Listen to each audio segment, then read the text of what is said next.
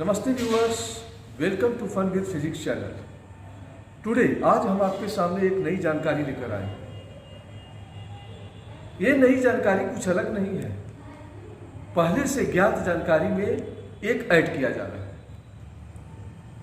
आपको पहले से पता है, जब किसी कंडक्टर में इलेक्ट्रिक करंट फ्लो करवाना है तो आप उस कंडक्टर से सेल या बैटरी कनेक्ट करते हैं। दूसरी मेथड आपको पता है, वो यह कि बिना सेल और बैटरी के भी इलेक्ट्रिक करंट प्रोड्यूस किया जा सकता है। वो कैसे? कि जब किसी कॉइल के नजदीक किसी मैग्नेट को आप पुश करते हैं तो उस कॉइल में भी इलेक्ट्रिक करंट प्रोड्यूस हो जाता है। इस समय जो इलेक्ट्रिक करंट प्रोड्यूस होता है उसको बोलते हैं इंड्यूस्ड करंट या प्रेरित धारा। इसका मतलब यह हुआ कि यदि किसी कॉइल और चुंबक मैग्नेट के बीच में कोई मोशन होगा तो कॉइल में एक इलेक्ट्रिक करंट फ्लो होगा और जो इलेक्ट्रिक करंट प्रोड्यूस होगा उसको हम लोग बोलेंगे इंड्यूस्ड करंट। लेकिन जो नई जानकारी है वो यह है कि बिना सेल, बिना बैटरी, बिना मैग्नेट के भी इलेक्ट्रिक करंट प्रोड्यूस किया जा सकता है। वो कैसे? वो अभी हम जानेंगे। Suppose this is a coil.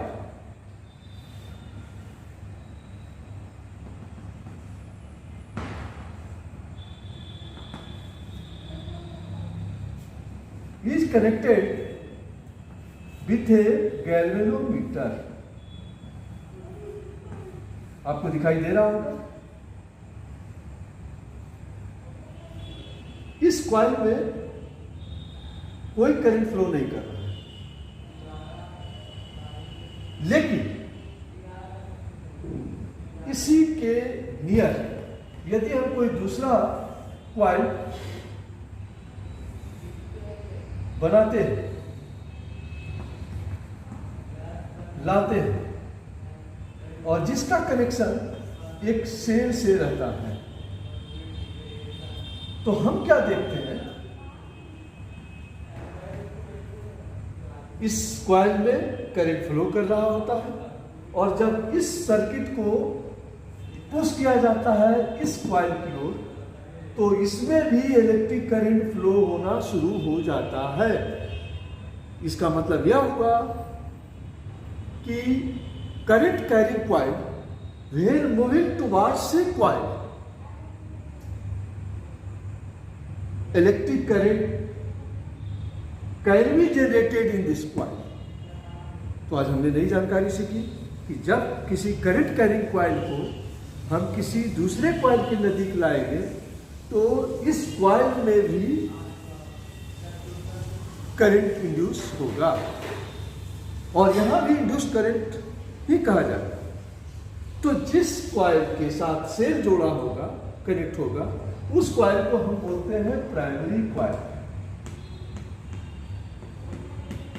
और जिसमें करंट जेनरेट होगा उसको बोलते हैं सेकेंडरी कॉइल।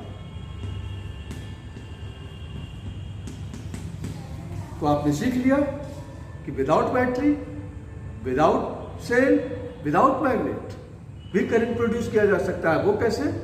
किसी करंट कैरिंग कॉइल को किसी दूसरे कॉइल के नजदीक ले जाने पर जो दूसरा कॉइल होगा उसमें इलेक्ट्रिक करंट इंड्यूस किया जा सकता है। ये बात तो आपको समझ में आ गई, लेकिन एक और बात ऑब्जर्वेशन में आया है, वो यह कि यदि इनके स्पीड, मूवमेंट यदि फास्टर होंगे तो इंड्यूस्ड करंट का मैग्नीट्यूड भी लार्जर होगा। ये बात आपको समझ में आ गई। अब हम कल नए जानकारी के साथ आपके सामने उपस्थित होंगे। Thank you.